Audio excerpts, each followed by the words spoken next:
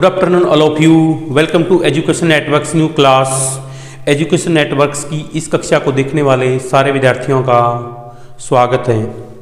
विद्यार्थियों, इससे लास्ट वाली क्लास में मैंने आपके साथ चंद्रगुप्त मौर्य का विजय अभियान ये टॉपिक डिस्कस किया था। मैंने आपको बताया था कि भाई चंद्रगुप्त मौर्य ने मगध पर आक्रमण अटैक किया। उस अटैक के दौरान उसने क्या हुआ, उसमें सक्सेस उसको गेन नहीं हुई, असफल रहा।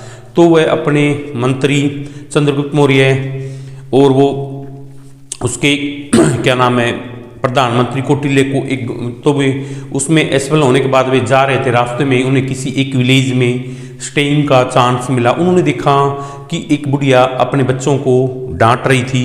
बीच में एक थाली में खिचड़ी रखी हुई थी। उन्होंने अपने किड्स को कहा कि मिडिल से खिचड़ी मत उठाओ, क्योंकि जो बीच का हिस्सा है बाहर वाले हिस्सों से कहीं अधिक गर्म होता है। ये बात वो ओल्ड वुमैन अपने बच्चों को, वो बुढ़िया अपने बच्चों को इस तरह से एक्सप्लेन करके बता रही थी। बट जब चंद्रगुप्त मौर्य और उनके प्रधानमंत्री कौटिल्य ने ये बात सुनी, उनको एक सबक मिला। उन्होंने कहा कि उन्होंने सोचा कि मगध के बीच के क्षेत्रों पर आक्रमण करने की बजाय बाहरी क्षेत्रों पर आक्रमण करना चाहिए, तब उन्हें सफलता मिल सकती। ये मैंने आपके साथ लास्ट वाली क्लास में डिस्कस किया था। बट टुडेज क्लास में आज मैं आपको चंद्रगुप्त मौर्य का पंजाब एंड सिंध विजय अभियान इसके बारे में डिस्कस करूंगा। So I hope you will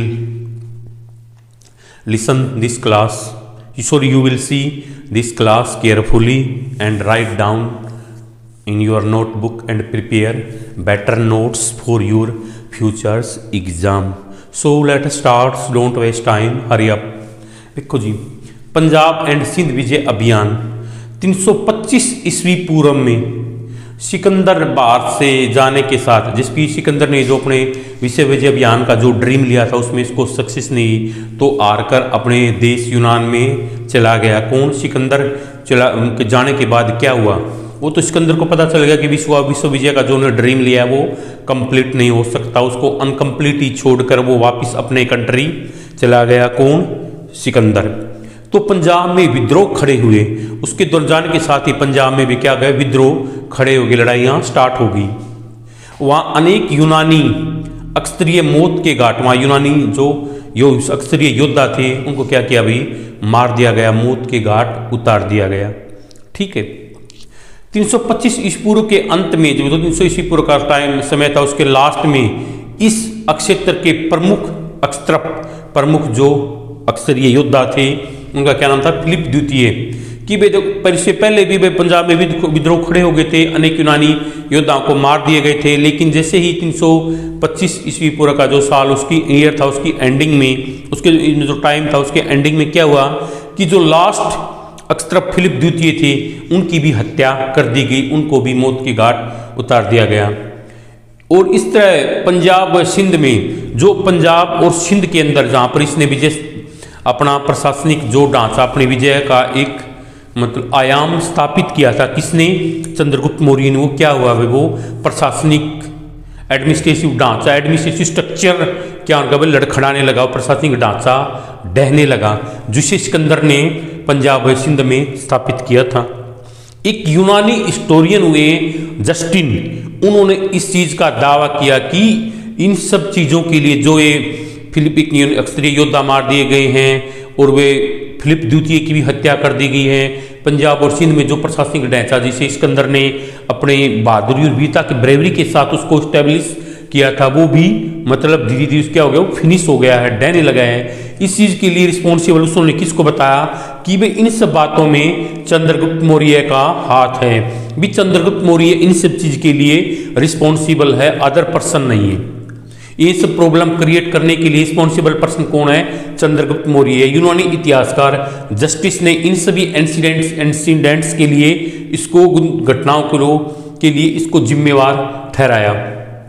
तो चंद्रगुप्त, इसका मतलब क्या हो गई, इन घटनाओं के बाद चंद्रगुप्त का फायदा किसने उठाया? चंद्रगुप्त मौर्य ने। उन्होंने क्या किया, एक सेना, एक विशाल, एक स्ट्रॉन्ग ब्रेवरी वाली, एक अपनी ब्रेवरी के साथ एक स्ट्रॉन्ग सेना को उन्होंने क्या किया, तैयार किया। ठीक है। और स्वयं को, सेल्फ को उन्होंने अपना वहां का राजा घोषित कर दिया। सिकंदर के बचे हुए अक्षत्रपों के विरुद्ध राष्ट्रीय सिकंदर ने क्या किया, सिकंदर के जो सिकंदर के बचे हुए अक्षेत्र थे उस पर तो उसने कब्जा कर लिया था। अक्सर पर उन्हें राष्ट्रीय युद्ध नेशनल वार स्टार्ट कर दिया, किसने, चंद्रगुप्त मौर्य ने।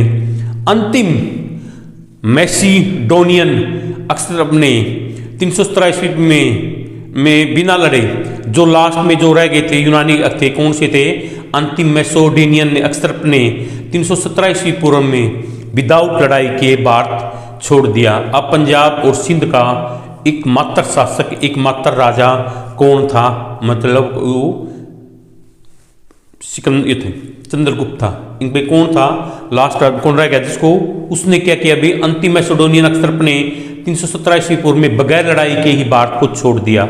उस चीज का फायदा उठाकर चंद्रगुप्त मौर्य ने स्वयं को पंजाब और सिंध का राजा घोषित कर दिया। एकमात्र राजा कौन रह गया था वहां पर, अब चंद्रगुप्त मौर्य ही रह गया था। सो फ्रेंड्स, हमारा टुडेज टॉपिक फिनिश हो गया। टुडे जो आज का टॉपिक था हमारा वो फिनिश हो गया है। See you tomorrow in class with new question. If you have any query related with this topic, call me, my contact number.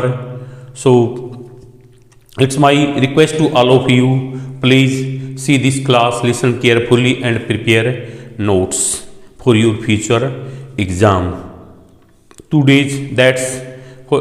That's today's for enough. जय हिंद, जय भारत, जय हरियाणा।